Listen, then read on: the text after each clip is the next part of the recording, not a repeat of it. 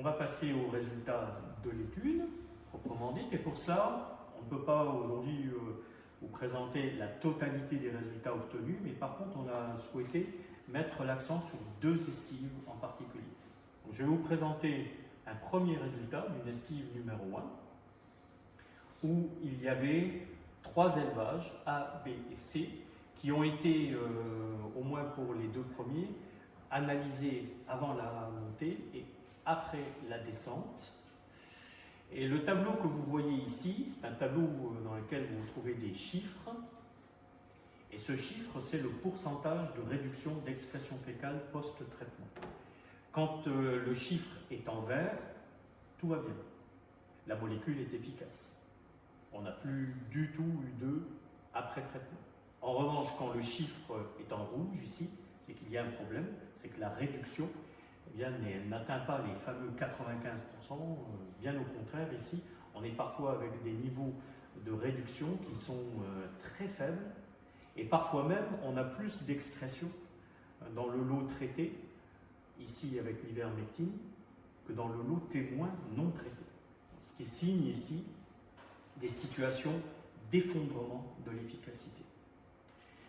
Alors, la situation est assez hétérogène selon les élevages. Si je prends par exemple le cas ici de l'élevage A, on va avoir une résistance au fenbendazole, une résistance à l'ivermectine et ici probablement aussi une résistance à l'amoxidectine.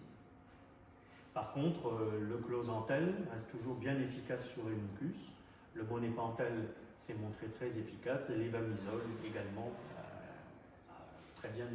très efficace. Ce qui apparaît aussi ici, vous voyez, ce sont les identifications des espèces qui ont résisté au fenbendazole, résisté à l'ivermectine, à l'amoxidectine.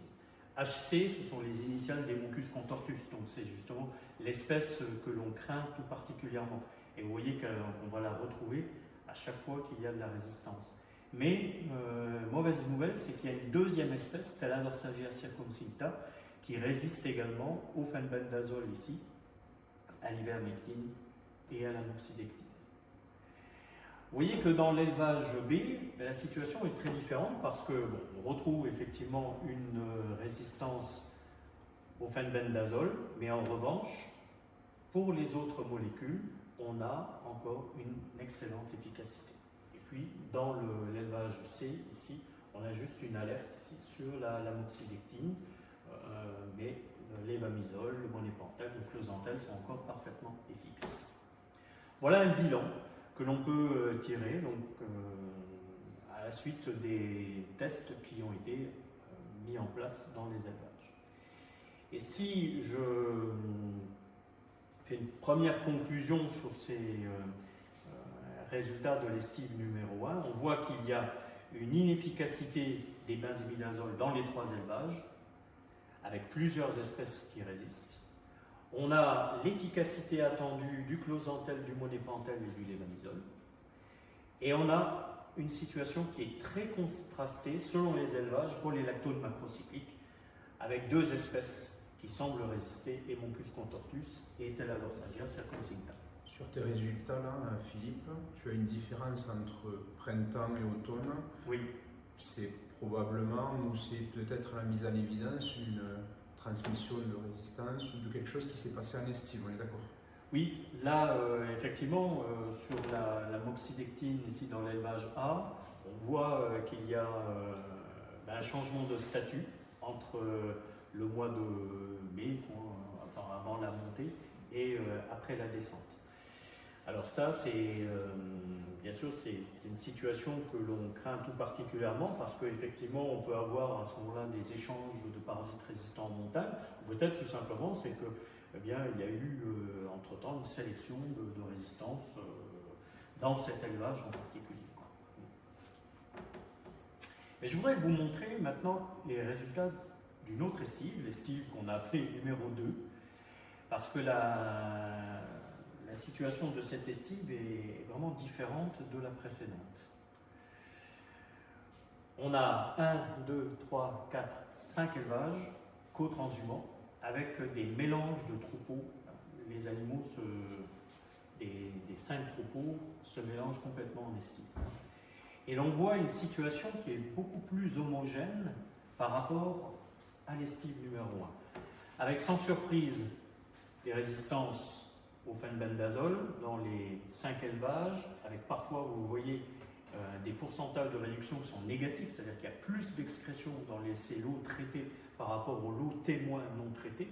On voit qu'il y a de très nombreuses espèces qui résistent au fenbendazole. On a un constat qui est plutôt favorable pour le levamisole, le monépentel et le closantel.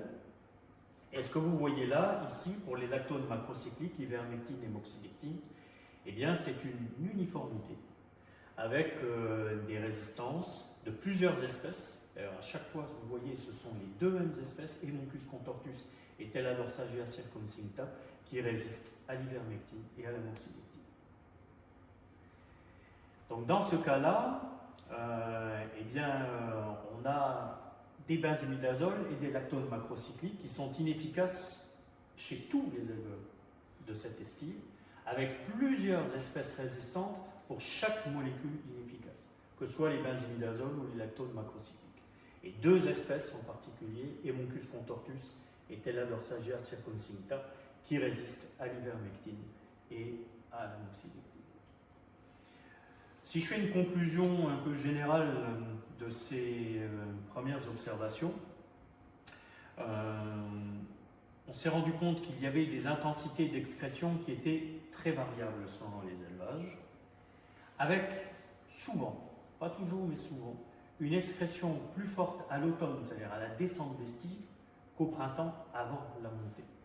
Et parfois, effectivement, dans certaines estives, comme l'estive numéro 2, là, les intensités d'excrétion pouvaient être vraiment massives. Ce que l'on constate aussi, quelle que soit l'estive d'ailleurs retenue dans cette étude, c'est que la résistance au benzimidazole est bien établie et qu'elle concerne plusieurs espèces dans chaque exploitation testée. En revanche, et ça quand même c'est la bonne nouvelle, c'est qu'on a du closantel qui reste toujours très efficace sur Haemoncus contortus, et le monépentel est efficace sur toutes les espèces. Enfin, il y a peu d'alertes sur le levamisole dans ces 2 estives. Vous avez vu des pourcentages de réduction qui parfois ne sont pas de 100%, mais globalement, ça reste quand même une molécule refuge, une molécule secours. Et puis, la mauvaise nouvelle, par contre, c'est qu'on a des situations qui sont très contrastées selon les élevages pour les lactones macrocycliques, avec parfois un véritable effondrement de l'efficacité. Et 2 espèces, pas une seulement, mais 2 qui résistent aux lactones macrocycliques. Bien, dans la mesure où la mise sur le marché prochaine d'une nouvelle famille de molécules antiparasitaires est peu probable, il va donc falloir faire avec les molécules dont on dispose, et en particulier avec celles qui sont encore efficaces. Et il faut essayer de préserver l'efficacité des dernières molécules qui nous restent le plus longtemps possible pour éviter de se retrouver dans une situation d'impasse thérapeutique.